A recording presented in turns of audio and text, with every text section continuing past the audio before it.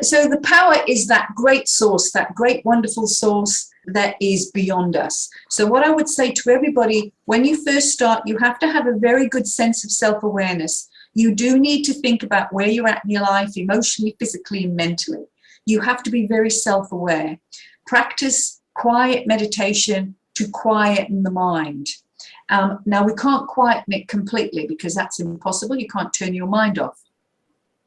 And so what you need to do here is you need to actually sit very quietly and just send a thought to the spirit world and say, you know, dear spirit friends, I'm wishing to be of service to develop my mediumship, to develop my relationship and connection with you. Please help me understand and let me do this. And use a mantra, perhaps something like you're at peace with yourself, you're at peace with your surroundings, and use a mantra or some sort of little prayer, or if you want to use music to start with, then I recommend we take you away from music to sit in that silent state. All of the mind will be giving you all this jargon back here. I've got to cook tea, wash the kids, take the car for a checkup tomorrow, whatever you've got to do.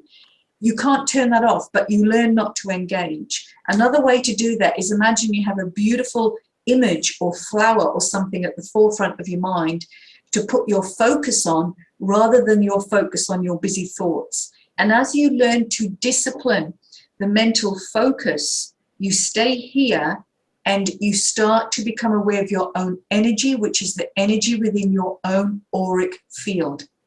As the energy in your auric field becomes stimulated over a process of time, it then emulates out to that greater power that we are all part of, that one source, whatever you want to call it, which sustains every living thing within our universe.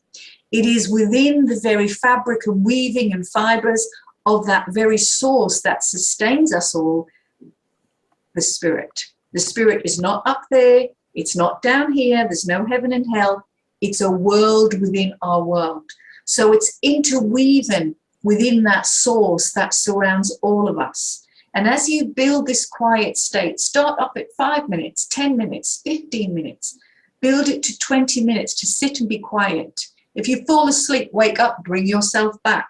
If you fall asleep again, bring yourself back. Imagine a beautiful color, a beautiful flower, a beautiful mantra, and take your focus to practice discipline. If you don't have the discipline of focus, you will not set the correct intention for the power to build around you. So what happens is the thought creates the intention creates the focus creates your connection to the power, and the power gives you the experience. As this power builds over a period of time, so you need to learn to sit in the silence without any results. You don't ask who your guides are. You don't ask who is there for you. You don't ask who's coming to give you a message for anybody. You just sit in that silence without expectation, and you have an experience. And let those experiences unfold over periods of time. And as that presence and that power builds, as the power builds, you then become eventually aware of the presence of the other world.